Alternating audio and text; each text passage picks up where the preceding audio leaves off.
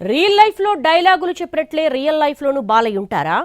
ఒకరు నాకెదురొచ్చినా వారికే రిస్కు, నేను ఇంకొకరికి ఎదురెళ్ళినా వారికే రిస్కా? తన మనసుకు ఏది తోస్తే అది మాట్లాడతారు. ఏం చెయ్యాలనుకుంటారో అదే చేస్తారు.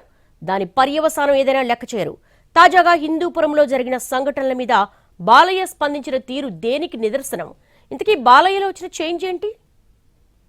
రాజకీయాల్లో సమయస్ఫూర్తి ఉండాలి, అవసరమైనప్పుడు దూకుడు కూడా ఉండాలి. కానీ దూకుడు, మాట తీరు విషయంలో ఏమైనా తేడా జరిగితే మాత్రం దాని పర్యవసనాలు చాలా తీవ్రంగా ఉంటాయి. దీనికి ప్రత్యక్ష ఉదాహరణ హిందూపురం ఎమ్మెల్యే నందమూరి బాలకృష్ణ. 2014 ఎన్నికల్లో తొలిసారి పోటీ చేశారు. తన తండ్రి నుంచి రాజకీయ వారసత్వంగా వచ్చిన హిందూపురం నియోజకవర్గం నుంచి ఎన్నికల బరిలో దిగారు. ఎన్టీఆర్ కుమారుడు అందున బాలకృష్ణ పోటీ చేయడంతో హిందూపురం ప్రజలు విశేషంగా ఆదరించారు. బాలకృష్ణ ప్రస్థానం రాజకీయాల్లో చాలా సక్సెస్ఫుల్ గా ఉన్నప్పటికీ తరచుగా ఆయన వ్యవహరించే తీరు, మాట్లాడే మాటలు మాత్రం వివాదాస్పదంగా మారుతున్నాయి. సినీ వేదికల మీద బాలకృష్ణ కొన్నిసార్లు చేసే వ్యాఖ్యలు విమర్శలకు దారితీస్తుంటాయి. అయితే వీటిపై ఎన్ని కామెంట్స్ వచ్చినా బాలకృష్ణ లెక్క చేసేవారు కాదు. కానీ రాజకీయాల్లో కూడా ఆయన తీరు అలానే ఉంది. రాజకీయ వేదికల్లో కూడా ఆయన మాట్లాడే మాటలు చాలా కాంట్రవర్సీగా మారుతుంటాయి. ఇటీవల జరిగిన అసెంబ్లీ సమావేశాల్లో బాలకృష్ణ చేసిన వ్యాఖ్యలు తీవ్ర దుమారం రేపాయి. కళ్లద్దాలు తలపై పెట్టుకుని, జేబులో చేతులు పెట్టుకుని ప్రతిపక్ష నేతను సైకో అంటూ వ్యాఖ్యలు చేయడం తీవ్ర దుమారం రేపింది. దీనిపై ఒక వైసీపీ నుంచే కాకుండా అన్ని పక్షాల నుంచి విమర్శలు వ్యక్తమయ్యాయి.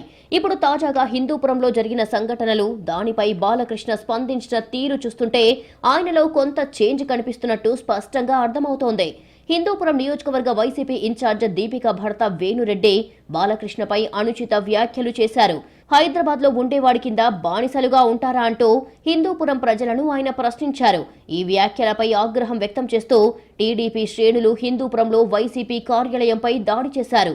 దీనిపై వైసీపీ శ్రేణులు పెద్ద ఎత్తున నిరసన కార్యక్రమాలు చేపట్టారు. అదే సమయంలో బాలకృష్ణ హిందూపురం పర్యటన చేపట్టారు. జిల్లా వ్యాప్తంగా ఉన్న వైసీపీ శ్రేణులు చలో హిందూపురం అంటూ బయలుదేరారు. అయితే పోలీసులు ఎక్కడికక్కడ అడ్డుకున్నారు. బాలకృష్ణపై కింది స్థాయి కార్యకర్త నుంచి జిల్లా అధ్యక్షుల వరకు తీవ్ర స్థాయిలో విమర్శలు చేశారు. వైసీపీ చేస్తున్న వ్యవహారం మీద సహజంగా అయితే బాలకృష్ణ చాలా తీవ్రంగా స్పందించాలి. కానీ ఆయన అలా మాట్లాడలేదు. సోమందేపల్లిలో జరిగిన బహిరంగ సమావేశంలో వైసీపీ అనే పేరు వాడకుండానే ఆయన చెప్పాల్సింది చెప్పేశారు. ఇప్పటి వరకు హిందూపురం నియోజకవర్గంలో బాలకృష్ణను గెలిపిస్తుంటే ఆయన ఏం చేస్తున్నారని, ఒక అభివృద్ధి కార్యక్రమం చేయడం లేదని వైసీపీ నాయకులు విమర్శలు చేశారు.